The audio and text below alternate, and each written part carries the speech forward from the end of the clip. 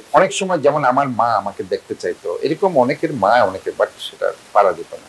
তারা চাইলে বাইরে দাঁড়ায় থাকতো অসহায় অবস্থায়, কিছু খাবার হয়তো আমার আম্মা রান্না করে নিয়ে আসতো, অনেক সময় দিতে পারতো, অনেক সময় দিতে পারতো না, খাওয়াগুলো আবার নিয়ে চলে যেতে হতো। এটা শুধু আমার মার ক্ষেত্রে নয়, সব বন্ধুর মার ক্ষেত্রে এটা।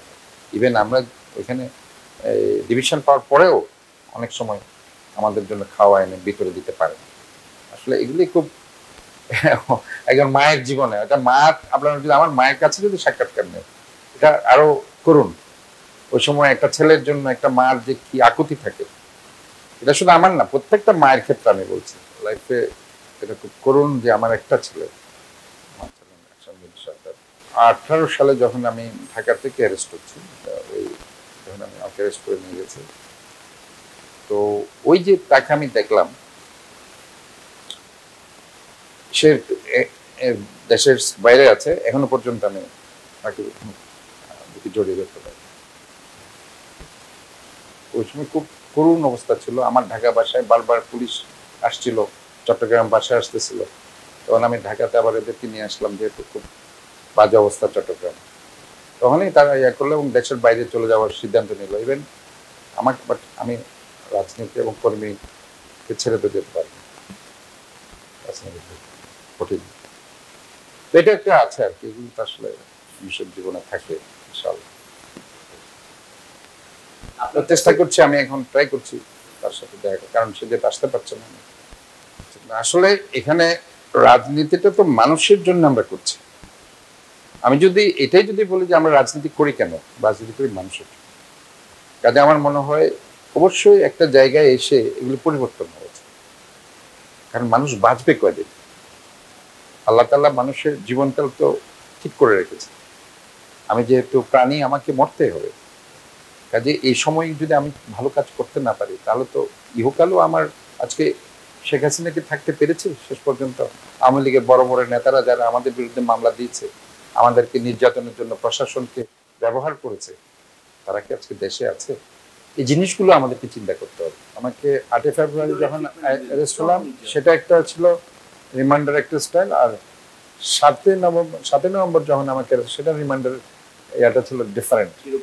যেমন 8 ফেব্রুয়ারি সেখানে থানাতে নিয়ে গেলে আমাকে একটা রুমে রেখে দেওয়া হলো, মানে কাউকে দেখা করতে দিচ্ছে না, মানে বাইরের লোকজনকে, সিনারিও এরকম ছিল যে মানে তারা আমাকে, মানে একটা মানসিকভাবে আমাকে ট্রমার মধ্যে তারা রেখেছে, যে যে কোনো মুহূর্তে ইয়া করা হবে। এবং সেখানে রাত প্রায় 1টা 1:30টায় তারা আসতো, কথা বলতো, বিভিন্নভাবে কথা জিজ্ঞেস করতো। আর ঢাকাতে যেটা হয়েছে 7 নভেম্বর, সেটা ডিফারেন্ট ছিল। তারা আমাকে নিয়ে গেল, এই এখানে ডিসি যিনি ছিলেন, আমাকে তো মিন্টু রোডে নিয়ে গেল, সাকলাইন তখন ছিল এডিসি ছিল, তো স্বাভাবিকভাবে সে ডিসি রুমে নিয়ে গেল রাত্রে, তখন প্রায় 2টা 3টা। আমি তাকে জিজ্ঞেস করলাম প্রথমে যে ভাই, আমার তো ঢাকাতে কোনো মামলা নেই, আপনার কি কারণে আমাকে এখানে ধরে নিয়ে এসছেন?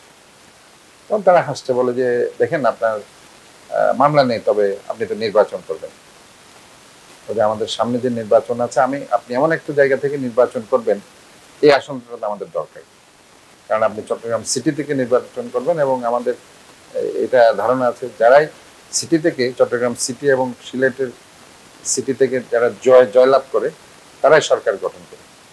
কাজে এরা এখানে আমাকে এমনভাবে কনভিন্স করতে চেষ্টা করলো যে আপনার সুযোগ আছে, ওই আপনি জিতে এমপিও হতে পারেন, মন্ত্রীও হতে পারেন।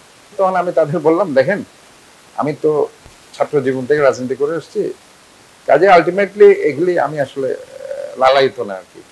আর আমি হতে চাইলে অনেক আগে হয়ে যেতে পারতাম, এই ধরনের যদি আমার লোভ লালসা থাকতো।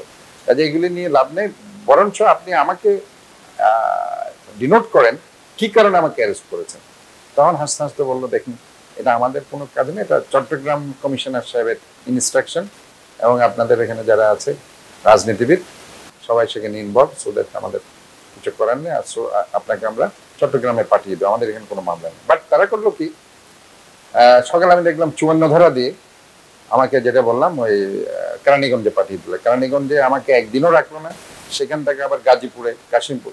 এটা একটা অবর্ণনীয়। আপনি ধরেন একটা ব্যানের মধ্যে আমরা যাচ্ছি, এখানে প্রায় 100-200, এটা মুরগির খাঁচার মতো আর কি, মুরগির খাঁচার মতো আমরা ধরে ধরে সেখানে একজন আরেকজনের গায়ে পড়ছে, অনেক সময় পড়ে যাচ্ছে।